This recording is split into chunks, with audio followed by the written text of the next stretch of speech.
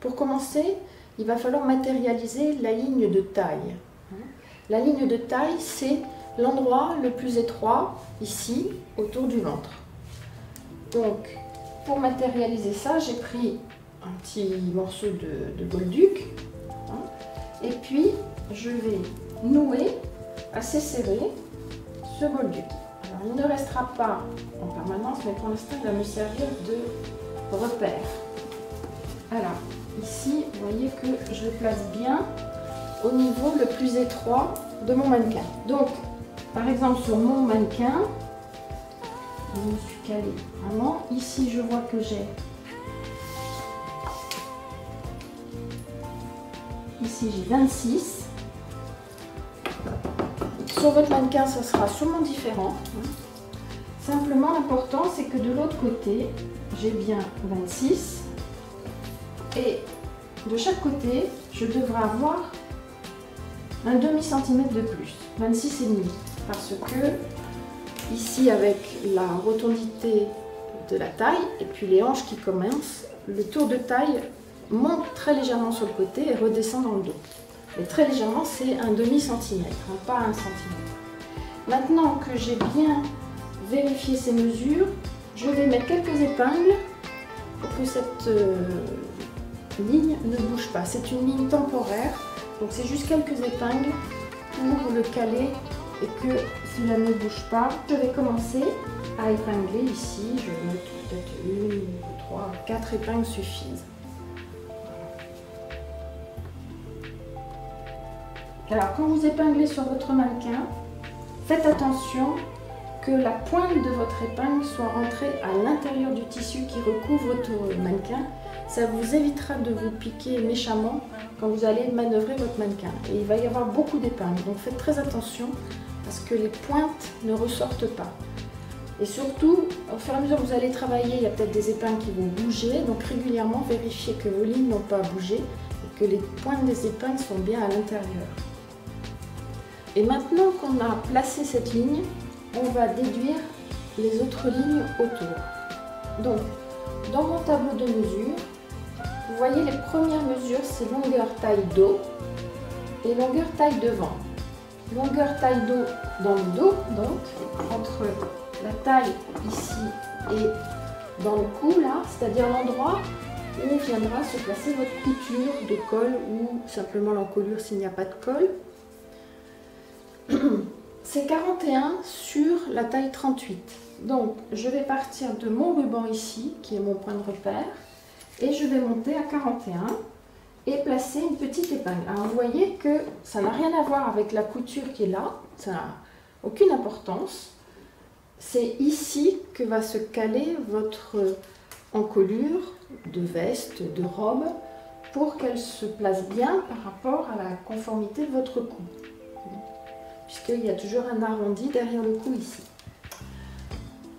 On va faire la même chose devant, donc longueur taille devant 37 pour 37 cm pour une taille 38.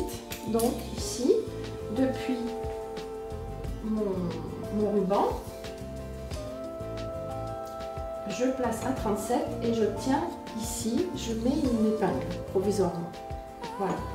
Donc ici on peut voir de profil mon épingle dans le dos, mon épingle devant. Maintenant,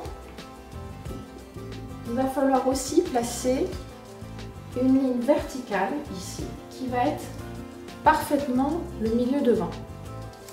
Et dans le dos, ici une ligne qui va être parfaitement le milieu dos sur le mannequin toujours. Et on va travailler côté droit, le côté qui est vers moi. Donc, déjà on va définir où passe cette ligne en haut du mannequin. On va mesurer là entre la pointe de l'épaule et ici. Bon, je pars du principe que le mannequin a été construit correctement. C'est un mannequin professionnel, donc il doit être symétrique. Si votre mannequin n'est pas symétrique, malheureusement, il faudra en changer. Donc ici, de la pointe de l'épaule jusqu'à l'autre pointe, je mesure comme ça avec le centimètre. Une remarque, si vous n'avez jamais manié un centimètre de couturière, la mesure qui est notée se lit sur le trait d'en dessous, c'est-à-dire, là je pense qu'on voit, voilà. C'est-à-dire ici, le trait que j'ai au bout de mon doigt, c'est le trait des 12 cm. Si je suis au-dessus, je suis à 11 cm quelque chose, même si en fait, on voit déjà marquer le 12. Il faut s'habituer, c'est toujours la ligne d'en dessous du chiffre qu'il faut regarder. Donc, je mesure ici, et j'obtiens 38 de la pointe à la pointe, et j'ai déjà placé une épingle verticalement à 19. De l'autre côté, je fais la même chose sur mon mannequin. Ici j'ai 39, la moitié me fait 19,5, donc j'ai placé cette épingle verticalement ici à 19,5.